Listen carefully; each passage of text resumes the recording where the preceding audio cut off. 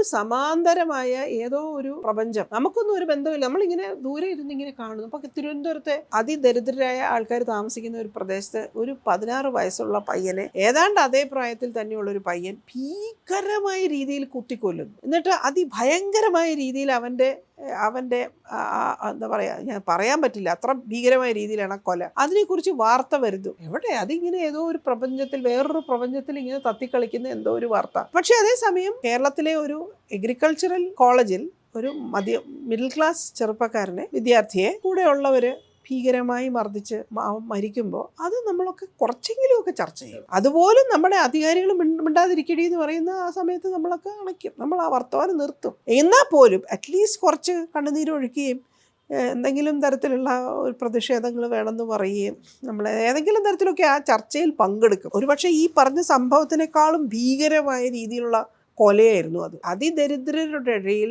നടക്കുന്ന ഒന്നും തന്നെ നമ്മൾ കാണാതെ പോകുന്ന കുറേ കാര്യങ്ങളുണ്ട്.